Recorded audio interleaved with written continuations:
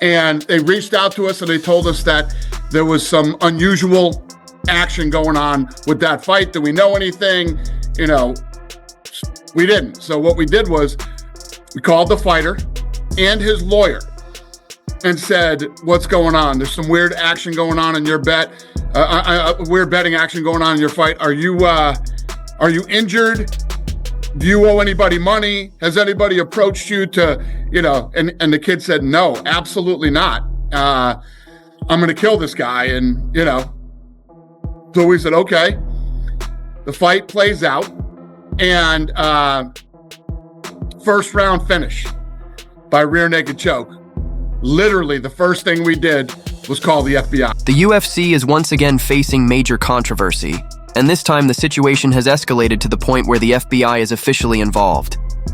The MMA community has been left stunned following new allegations of fight fixing connected to the recent Isaac Delgarian versus Yadir Delva bout. According to multiple reports, irregularities in betting patterns and pre-fight activity raised red flags with both state athletic regulators and federal authorities. The FBI's reported involvement marks a serious escalation, suggesting that the issue goes beyond typical athletic commission inquiries.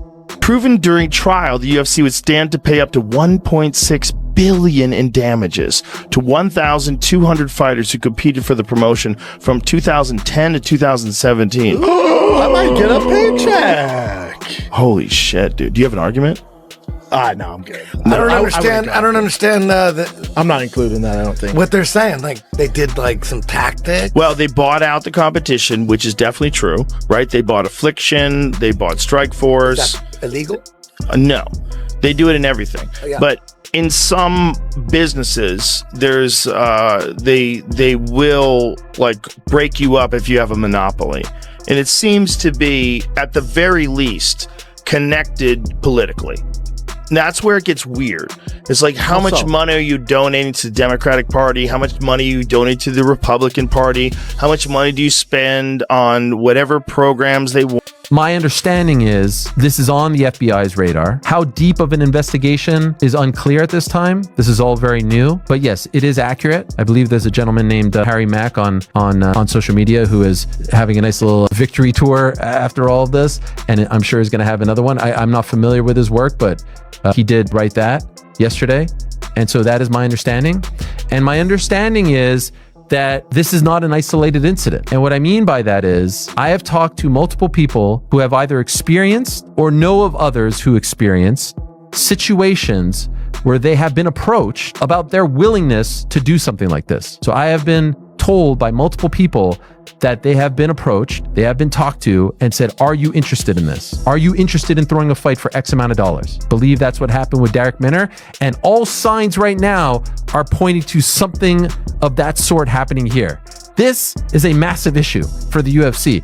And when you consider, now I haven't been told this part that I'm about to say, when you consider the questionable refereeing as of late, you can't help, I said this last week, you can't help but let your mind go there as well, because there's no other possible explanation for some of the wacky stuff that we have seen as of late. And it's very easy to do. It's extremely easy to do. We've seen it.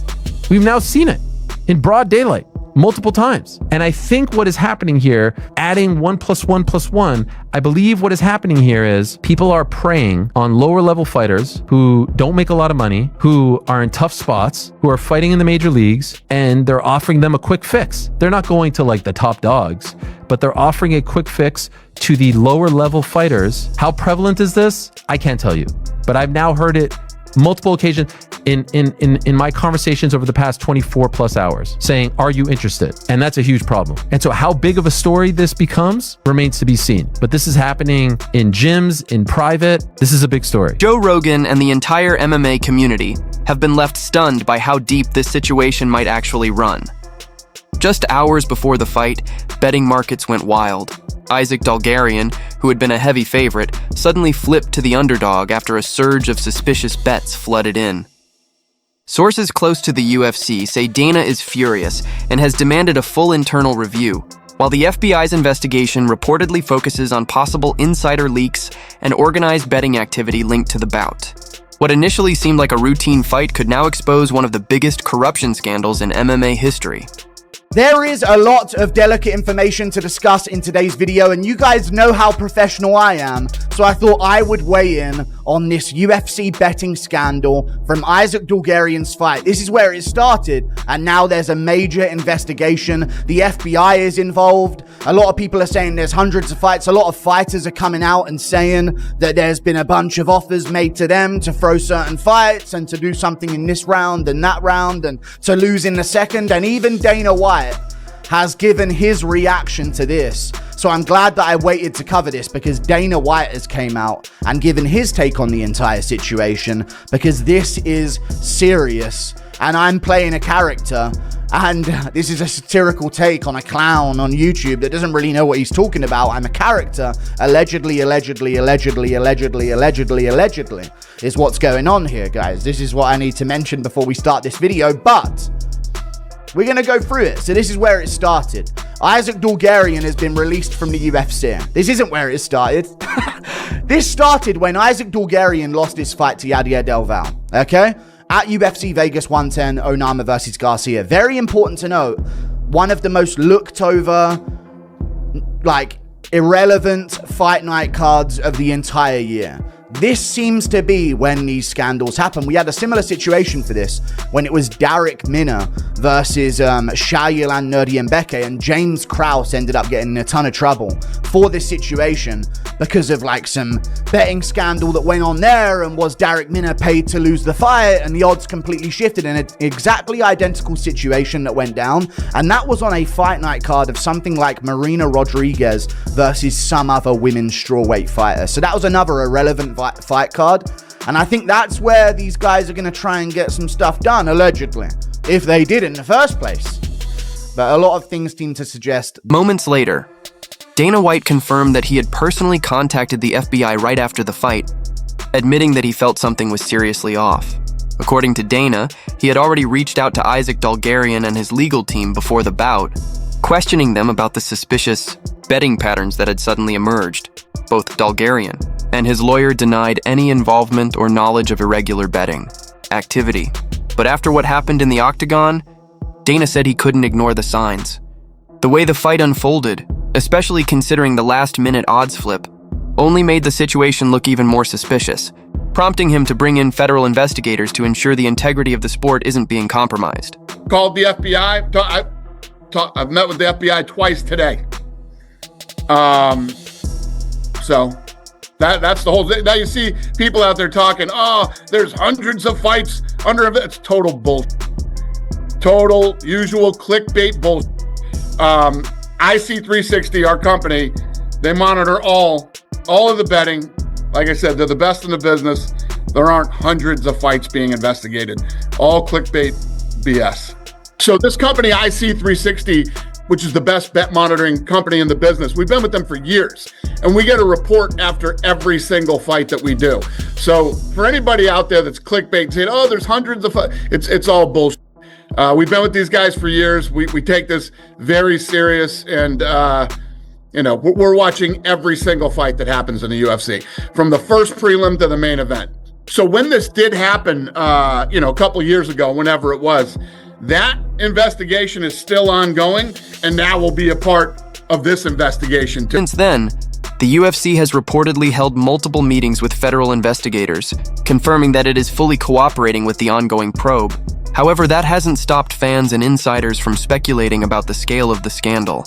On his podcast, Joe Rogan warned that if these allegations turn out to be true, it could completely destroy the sport's credibility. He emphasized that once fans start doubting the integrity of fights, that trust is nearly impossible to rebuild. The situation has sent shockwaves through the MMA community, with many comparing it to the infamous 2022 betting scandal involving Darek Minner and coach James Krause, which led to lifetime bans and major reforms in UFC's betting policies. Now, with the FBI directly involved, the stakes are higher than ever, and the future of several fighters and even the UFC's reputation hangs in the balance. They chose to continue, and that's from his perspective at the end. So because of the fact that Dulgarian said, I'm not rigging the fight, Dana went, so we kept it going. Even though there was like all of this abnormality. and actual agencies calling him saying something's going on with the Bulgarian fight. What? Something going on with the Bulgarian fight? I mean, come on, you guys. I called him and he said no. Come on. Let's let this thing play out. Fucking 2 million on a baccarat table last night? Of course I did. This does not look good for someone who's like hooked on gambling. But I don't know if Dana would I don't think Dana would risk the fucking infinite money glitch of just no effort income from him being the face of the UFC. So I doubt this is going on. And I don't know if the UFC is involved. It just, man, if you're a fighter, and this is what it comes down to, if you're not getting paid much, or if you're like in a title fight, one of the biggest fights of all time, and you're getting $1 million or $500,000, and some entity comes to you, some guy comes up to you and says, 2 million if you get subbed in round 1, 3 million. And they've got 6 million on the fight. That's what I think, if anything, this is. I don't know if the UFC would ever risk this, but you know, people talk. I know it's rare, and listen, this is foreign concept to me as well, you guys. But people do communicate in real life, like not with a phone call or by text or by email or anything that can be like checked back and verified and traced. They do just meet up with someone and say, listen, this is off the record, we're doing everything, you know what I'm saying? This is the deal, okay? James Vick, make it look hilarious. Others, however, are calling out Dana White for what they see as hypocrisy and damage control. Several fighters have pointed out that the UFC only seems to take action when public pressure mounts, arguing that the organization has ignored similar integrity concerns in the past. Still, even Dana's toughest critics admit that this latest move, bringing in the FBI, marks a major turning point for how seriously the UFC is handling potential corruption. Meanwhile, insiders say that Isaac Dulgarian has gone completely silent, reportedly avoiding interviews and social media while the investigation unfolds. Some of his teammates have defended him, claiming there's no way he'd ever throw a fight, while others are keeping their distance until more facts come out. As the FBI digs deeper, fans are demanding transparency and accountability. Whether this ends up as a misunderstanding or the biggest fight-fixing scandal in UFC history, one thing is certain. The entire sport is under a microscope right now, and the outcome could change MMA forever. There's cheating in this fixed fight. My own reaction to it is when I saw the numbers that the FBI had and the numbers that they saw and the way that the lines moved is very abnormal. In fact, it would be in line with cheating. This gentleman goes out there, he loses the position, all of a sudden he's on bottom, dude's on top with a rear naked choke, and the most basic defense, which is to fight the hands, is something that he doesn't do. We get the information that the line had moved heavily, and the money that was coming in, it was betting that he would be finished in the specific round where he was finished. It is very odd that they would swing as heavy as they did in this contest, but it's equally as odd that a sports book would take that kind of action. But you come in with a $250,000 bet on a fight that's got a total betting alliance of $11,000. That's a gamble. For you say that's evidence, I agree with you and I see what you're seeing. But now let me ask you a different question. What is a gamble? What's a bet? And you're going to have to describe the exact same thing before you go and hang somebody. Do you have